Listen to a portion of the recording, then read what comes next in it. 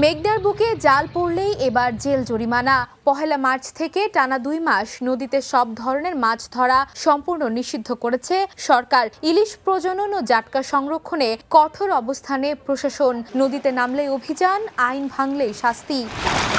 লক্ষ্মীপুরে প্রায় 52,000 জেলে জীবিকা নির্বাহ করেন নদী থেকে মাছ ধরে। এর মধ্যে নিবন্ধিত জেলের সংখ্যা প্রায় 43,000। মার্চ ও এপ্রিল এই 2 মাস মেঘনা নদীতে সব ধরনের জাল ফেলা ও মাছ আহরণ বন্ধ থাকবে। প্রশাসন জানিয়েছে, লক্ষ্মীপুরের রামগতির আলেকজান্ডার থেকে চাঁদপুর এর ষাটনল পর্যন্ত প্রায় 100 কিলোমিটার এলাকাকে ইলিশের অভয়াশ্রম ঘোষণা করা হয়েছে।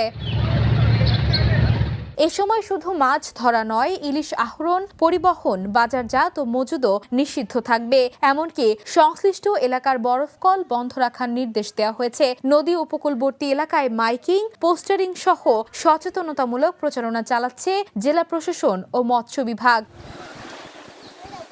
সরকারের পক্ষ থেকে জানানো হয়েছে, নিষেধাজ্ঞার 2 মাস সহ মোট 4 মাস ফেব্রুয়ারি থেকে মে পর্যন্ত প্রতি জেলে মাসে 40 কেজি করে ভিজিএফ চাল দেয়া হবে। তবে জেলেদের অভিযোগ, বাস্তবে বরাদ্দ ও তালিকায় অসঙ্গতি থাকে, সব জেলে সমানভাবে সহায়তা পান না। তারা দাবি করেছেন, সঠিক তালিকা প্রণয়ন ও স্বচ্ছ বন্টন নিশ্চিত করতে হবে। এরা মনে করেন জাল হুতা কিছু নগদ টাকা দেয়। এই যে মনে করেন সরকারের জেলের যে ক্ষতিপূরণ দেয়, এটি কোনো জেলে হয় না।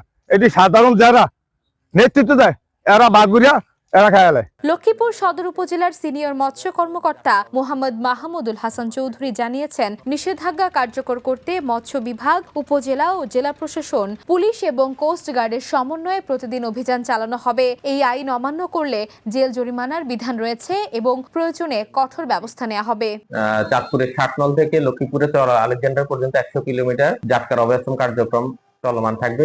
তো এই সময় আমাদের উপজেলা প্রশাসন, উপজেলা মৎস্য অফিস, কোস্টগার্ড, নৌ পুলিশ সহ পুলিশ বাহিনী সহ সবাইকে নিয়ে আমাদের এই অভিযানটা চলমান থাকবে। মৎস্য কর্মকর্তারা আশা করছেন, টানা 2 মাস সফলভাবে বাস্তবায়ন করা গেলে এবার ইলিশের উৎপাদন উল্লেখযোগ্য হারে বাড়বে। Desk report, the news.